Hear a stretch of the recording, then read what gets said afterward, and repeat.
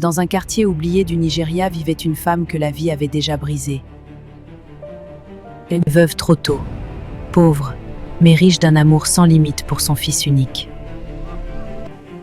Yao était tout ce qui lui restait, sa raison de survivre. Chaque jour, elle travaillait jusqu'à l'épuisement pour nourrir ses rêves à lui.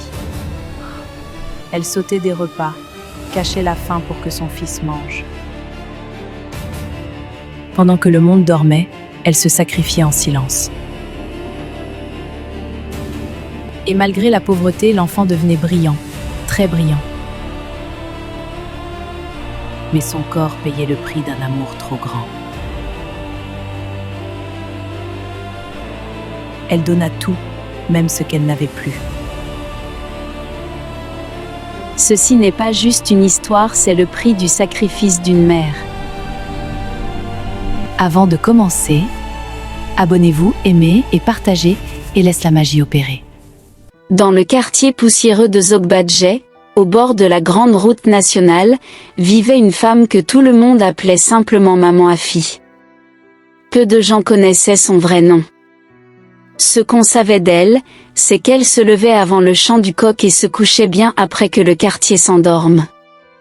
Afi était veuve depuis 8 ans. Son mari, Kofi Mensah, ancien conducteur de taxi-moto, avait perdu la vie un soir de pluie, fauché par un camion qui roulait sans phare. Ce soir-là, Afi avait tout perdu, son compagnon, son soutien, et la sécurité fragile qu'elle croyait avoir bâtie. Il ne lui restait qu'une chose, son fils unique, Yao. Yao n'avait que 6 ans lorsque son père fut enterré. Trop jeune pour comprendre la mort, mais assez grand pour sentir le vide. Il demanda ce soir-là, la voix tremblante, « Maman, papa va revenir quand ?» Afi sourit, un sourire qui lui déchira la poitrine, et répondit, « Quand Dieu le voudra, mon fils. » Ce mensonge pieux fut le premier d'une longue série qu'elle allait se raconter pour tenir debout. Le lendemain de l'enterrement, la famille du mari revint. Ils parlèrent longtemps, à voix basse, puis ils repartirent avec presque tout. Le poste radio, le petit réfrigérateur, même le matelas du couple. C'est la tradition, dirent-ils. Afi ne pleura pas devant eux. Cette nuit-là, allongée sur un vieux pagne étendu à même le sol, elle observa Yao dormir. Sa respiration était calme, innocente. Elle posa la main sur sa poitrine et murmura qu'elle ferait de lui un homme, quoi qu'il lui en coûte. La vie devint dure, très dure.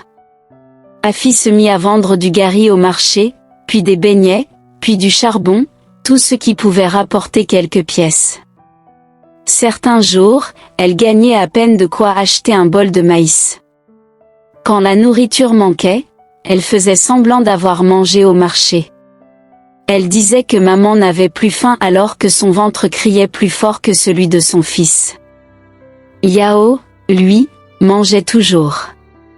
Elle observait chaque bouchée comme une victoire. Quand Yao eut l'âge d'aller à l'école, le directeur secoua la tête en disant que les frais étaient obligatoires. Afi vendit son dernier pagne neuf, puis ses sandales, puis ses bijoux de mariage. Yao entra à l'école primaire avec un uniforme trop grand et des cahiers usés, mais avec une intelligence qui étonna vite ses enseignants. Un jour, la maîtresse lui dit que son fils était brillant. Afi sourit, fière et inquiète, car être brillant coûte cher. Les années passèrent. Afi se mit à travailler la nuit comme aide dans un petit restaurant. Elle lavait les marmites, nettoyait le sol, rentrait à l'aube. Son dos se courbait, ses mains se fendillaient. Souvent, elle s'endormait assise, un balai encore entre les doigts. Un soir, Yao la trouva ainsi et lui demanda pourquoi elle travaillait autant. Elle répondit que c'était parce que son avenir valait plus que son repos. Arrivée au collège, les frais explosèrent et les moqueries aussi. On l'appelait le fils de la vendeuse de charbon. Un jour, Yao rentra en colère et dit qu'il voulait arrêter l'école. Afi resta silencieuse longtemps, puis elle lui donna une gifle, la première de sa vie, en disant qu'il pouvait manquer de tout mais qu'il ne manquerait jamais d'éducation tant qu'elle respirerait. Cette nuit-là, elle pleura en silence, car frapper son fils lui avait fait plus mal qu'à lui. À 47 ans, Afi semblait en avoir 60. Sa vue baissait, sa poitrine la brûlait souvent, mais elle refusait l'hôpital, disant que ce n'était rien. En réalité, elle économisait chaque pièce pour les études de Yao. Quand il réussit son examen de fin de lycée avec mention, tout le quartier célébra. Afi souriait, mais son cœur battait étrangement. Elle savait que le plus dur commençait. Le jour où Yao reçut sa lettre d'admission à l'université, il courut jusqu'au marché en criant qu'il avait réussi. Afi reconnut le mot admis sur la feuille, mais les frais écrits en bas de page lui donnèrent le vertige. Elle sourit quand même en disant que Dieu était grand, mais cette nuit-là, elle ne dormit pas. Dès le lendemain, elle travailla encore plus, accepta des tâches qu'elle refusait autrefois, transporta de lourds sacs, dormit à même le sol du restaurant, sauta des repas entiers. Elle vendit sa petite parcelle héritée de sa mère. Personne ne sut à quoi servit cet argent, pas même Yao. Son corps, lui, savait.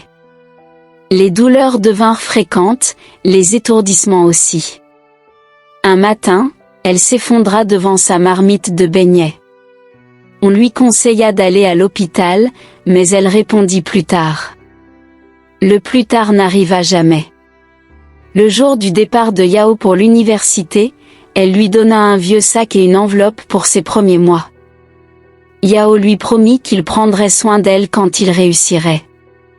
Elle répondit simplement de réussir d'abord.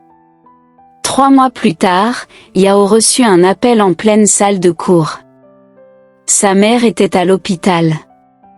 Il arriva trop tard.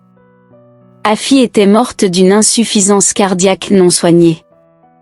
Dans son sac, on trouva des ordonnances jamais achetées.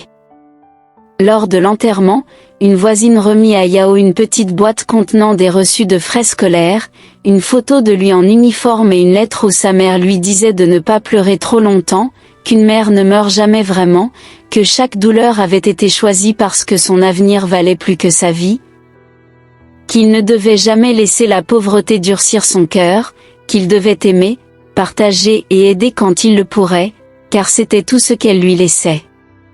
Yao s'effondra, puis transforma la douleur en moteur. Il étudia avec acharnement, refusa les raccourcis.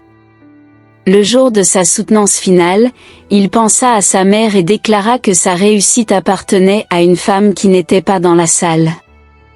Plus tard, il créa une fondation au nom d'Afi pour aider les enfants de mères veuves à aller à l'école, comprenant enfin que le plus grand héritage d'une mère n'est pas l'argent, mais le sacrifice silencieux qui construit un avenir, et que la réussite n'a de valeur que lorsqu'elle honore ceux qui l'ont rendue possible.